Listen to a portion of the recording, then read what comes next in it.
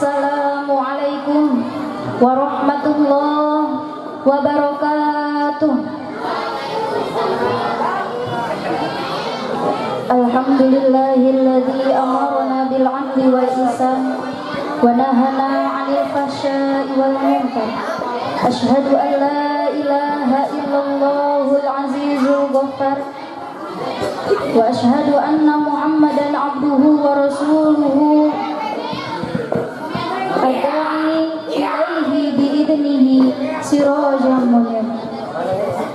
Amma ba'du. Faqala Allah ta'ala fil Qur'anil Karim, a'udzu billahi minasy syaithanir rajim. Bismillahirrahmanirrahim. Ya ayyuhalladzina amanu kunu qawwamina lillahi syuhada'a bil qist.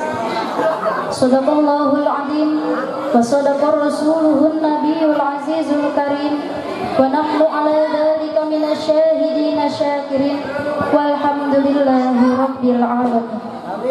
Hadirin rahimakumullah, sesuai dengan masanya berbagai revolusi terjadi di bumi ini. Besar atau kecil pengaruhnya, baik atau buruknya suatu keadaan adalah alam yang mempengaruhi. Namun, manusia mempunyai kesempatan bergerak, berpikir dan bertindak dalam mendapatkan hak dan menyelamatkan tempat ia berpijak. Maka, pada kesempatan kali ini, langkah perubahan ketidakadilan umat adalah tema yang akan saya sampaikan. Hadirin ma'asyiral muslimin rahimakumullah. Hidup di zaman setelah kelahiran manusia yang mulia, kekhawatiran terhadap umat yang sebelumnya dikatakan oleh baginda sallallahu alaihi wasallam mulai terjadi. Hanya karena seputar kesenangan dunia atau yang berkaitan dengan kedudukan mereka, seakan-akan itu adalah tinggi, seakan-akan itu adalah mulia, seakan-akan itu adalah tujuan akhir, padahal tidak. Sedangkan manusia yang lahir tidak berjalan semaunya, bergerak seenaknya, apalagi sampai menghilangkan syariat yang telah ditetapkannya. Allah Subhanahu wa taala berfirman, "Ya ayyuhalladzina amanu kunu qawwamina lillahi syuhada'a bil qist." Hai orang-orang yang beriman, jadilah kamu orang yang selalu menegakkan kebenaran karena Allah, bukan karena sebuah popularitas. Boleh jadi kedudukan berada di atas, tapi tidak dengan merendahkan yang di bawah. Boleh kita memberikan hukum, tapi tidak dengan menghilangkan kebenaran. Boleh kita menghakimi, tapi tidak dengan menghilangkan syariat Islam.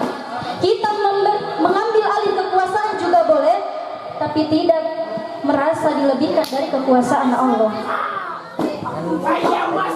Hadirin rahimakumullah, dalam sebuah hadis yang diriwayatkan oleh Imam Bukhari dan Muslim, suatu ketika orang Quraisy sedang mengalami kekhawatiran terhadap umat manusia, wanita yang terhormat dari Bani Makhzumiyah tetapi tertangkap mencuri.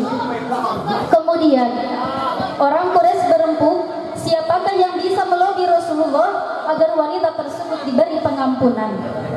Lalu dipercayakanlah Usamah bin Zaid dalam menyampaikan berita tersebut kepada Rasulullah.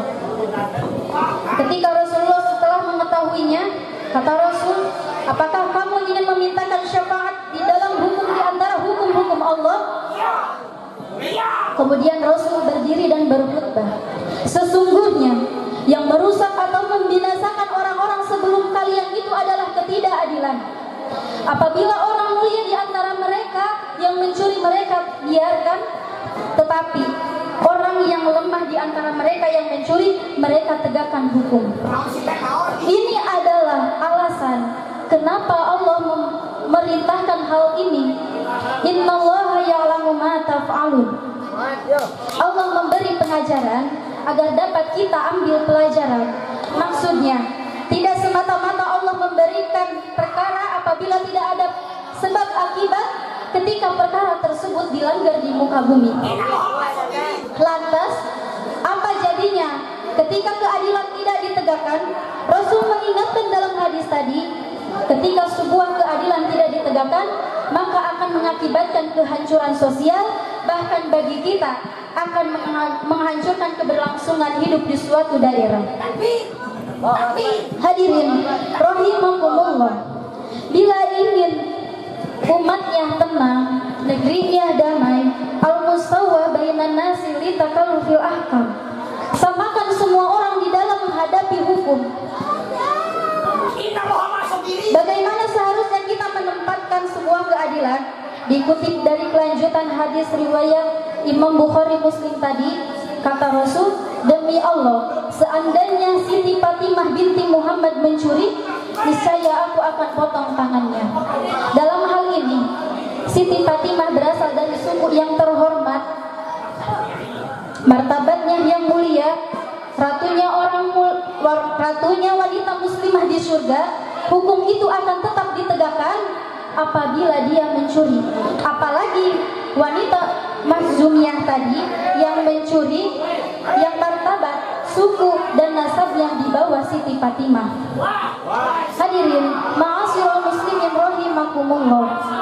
Maka dari itu, dalam menghadapi ketidakadilan, marilah kita terapkan prinsip dalam Islam. Innallaha ya'muru bil 'adli wal ihsan. Salah satunya dengan cara berbuat adil dan berjuang menegakkan keadilan.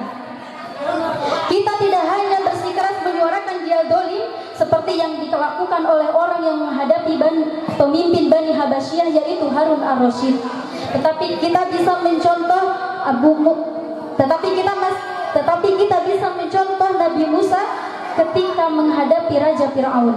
Kata Nabi Musa, faqula lahu qawlan layyinan, berkatalah kata-kata yang santun, la'allahu yatadzakkaru aw yakhsha, mudah-mudahan Fir'aun takut dan ingat kepada Allah.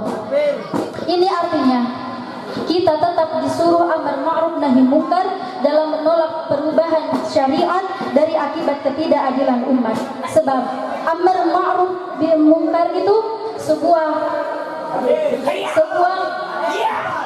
sebab ta'muruna bil ma'ruf, berbuat kebaikan, wa tanhauna 'anil munkar, melarang berbuat munkar, wa tu'minuna billah, dan bertakwa kepada Allah. Hadirin ma'asyiral muslimin rahimakumullah, dari awal sampai akhir dapat saya simpulkan bahwa keadilan tidak bisa ditegakkan apabila mengabaikan kebenaran, begitupun sebaliknya.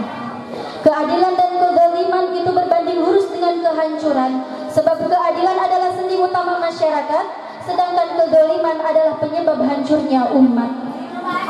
Tanamkan dalam diri ketakwaan dan keimanan serta kesatuan umat demi mencapai keadilan suatu bangsa. Just of course we can have, dan tetap bermohonlah kepada Allah dari segala mara bahaya yang menimpa kepada diri kita, khususnya di dalam negeri ini. Sebab hanya karena Allah lah kita mampu berharap. Wal akhir fi dunya, Allahumma dfa'na al-ghula wal bala wal waka fi dunya khusufi baladina Indonesia.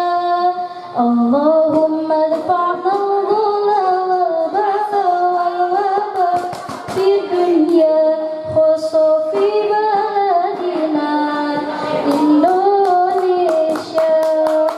Allahumma rzuqna imaman adilan, ihdina syiratal mustaqim, ujurna kila wala tangdur man qala, wabillahi taufiq wal hidayah. Wassalamu alaikum warahmatullahi wabarakatuh.